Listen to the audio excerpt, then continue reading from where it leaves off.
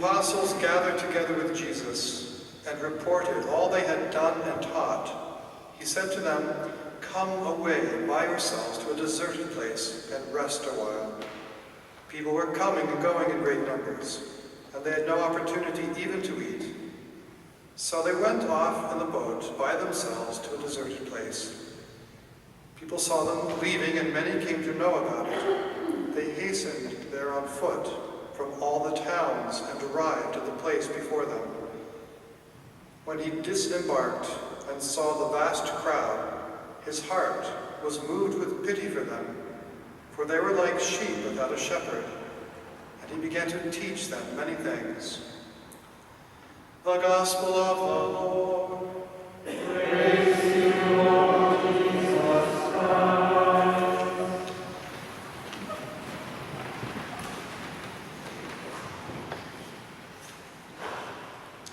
I want to tell you a story of a man who made an unpopular statement 50 years ago.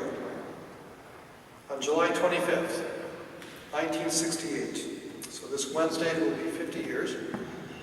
On that date, a respected world leader published a document predicting grave social consequences if a certain new drug were to be approved.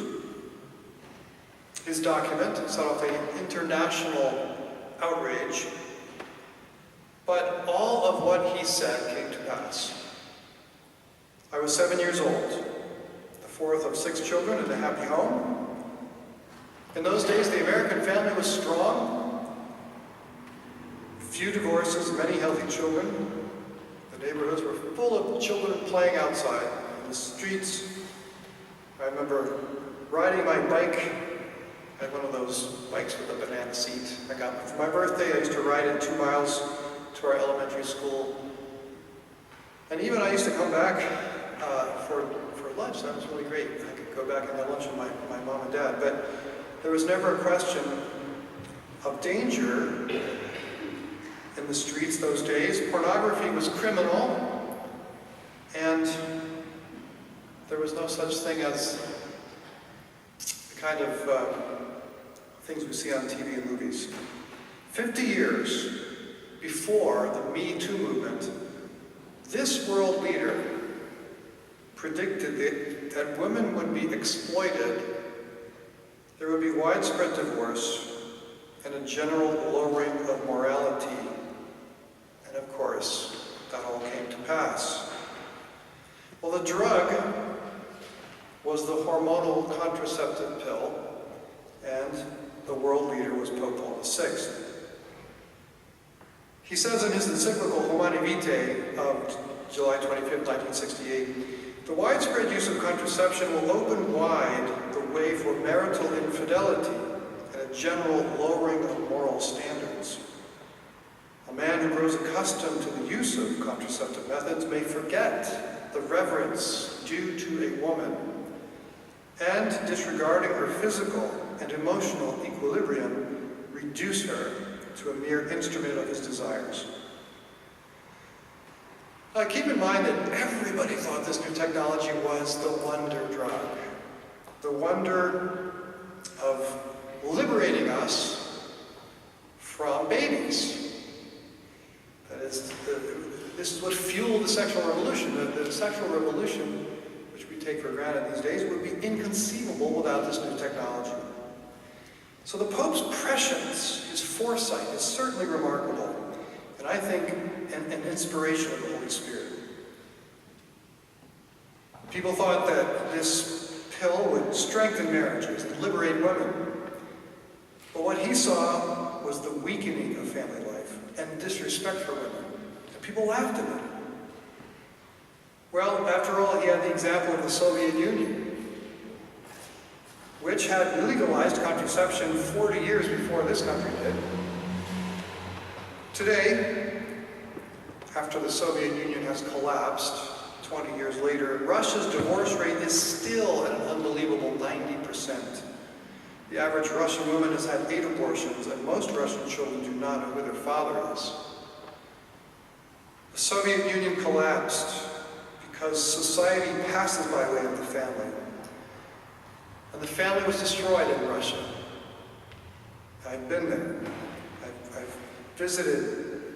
I could tell you lots of stories that might convince you if you're in doubt about that, but it will take generations to rebuild a family in Russia. Well, it began in Russia by separating sex from babies, what we call contraception. The Bible condemns contraception. St. Augustine condemned it in the 4th century, Thomas Aquinas in the 12th century, Martin Luther and John Calvin in the 16th century, and every Christian theologian excluded this separation of the marital act from procreation until 1930, when the Anglicans became the first in history to approve of its limited, what they thought would be its limited use within marriage. Of course, it never works out that way. Well, the divorce rate in America in 1930, when the Anglicans first thought this might help marriages, the divorce rate was 15%. By 1968, when virtually all religions but Catholicism had approved of the pill, the divorce rate had jumped to 30%.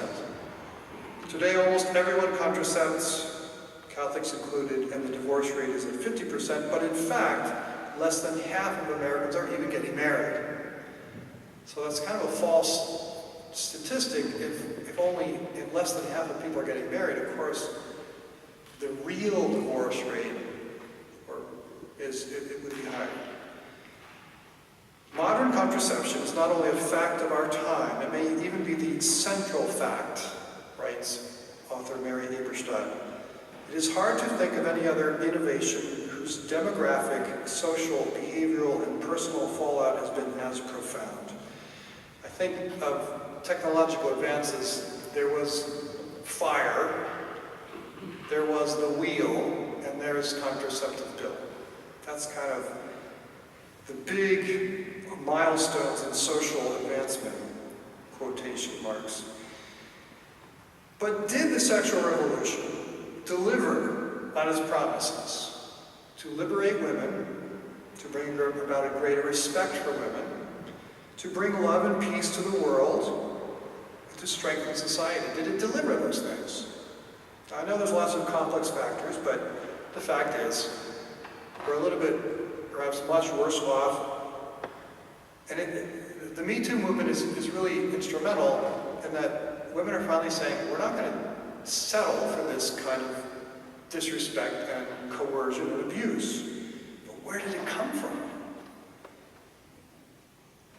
Paul VI knew that he was preaching an unpopular gospel. In fact, in number 18 of the document, it is to be anticipated, he writes, that perhaps not everyone will easily accept this particular teaching. That's a little bit of humor on his part.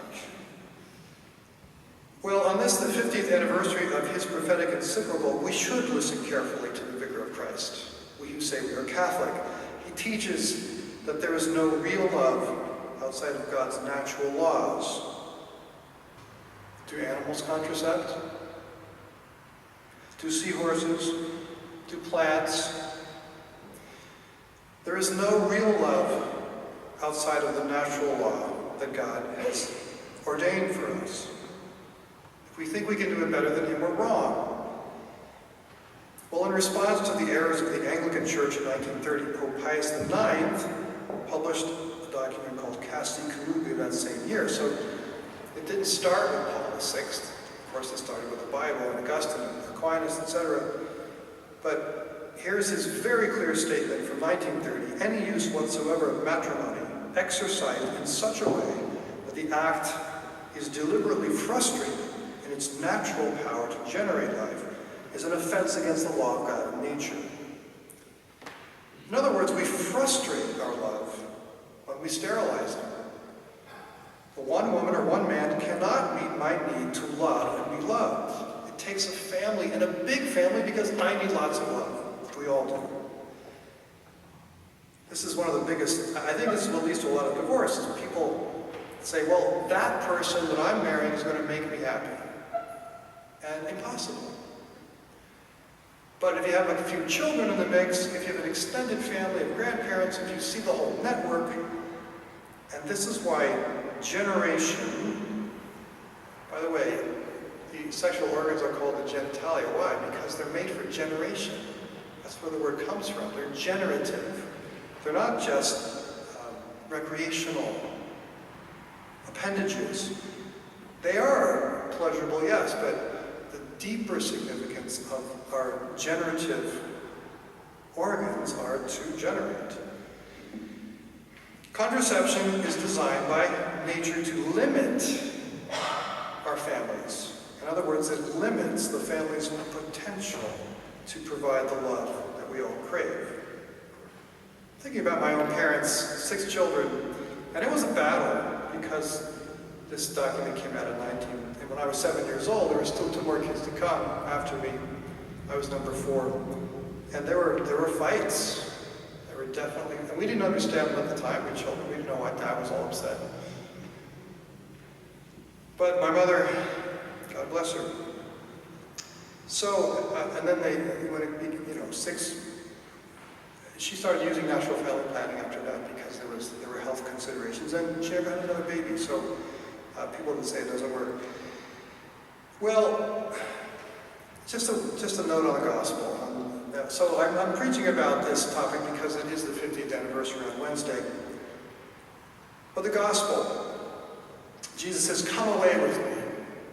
Did you ever hear a song by that title? Nora Jones, "Come away with me." To a mountaintop, she says, "Come away with me, and I'll never stop loving you." And isn't that what we all want? To be with someone who will never stop loving us. To love and to be loved. As Mother Teresa said, we were created for greater things, to love and to be loved. So why do so few of us find that love? Especially these days. Almost every young person I know has seen their parents' love end in bitter disappointment. A trauma that makes it almost impossible for them to believe in love, to trust another person. How can we trust God or anyone who tells us, "I love you," when love almost always ends badly? That's all they know. I mean, every millennial I know, almost everyone is from a divorced family. So now most young people just don't get married. They just don't have confidence in that kind of love anymore. Maybe hookups will satisfy, they think. Or maybe pornography. And when love fails, there's always suicide, which is now the second leading cause of death for teens in this country. Nora Jones got her lyrics from today's gospel, however. "Come away with me," Jesus said.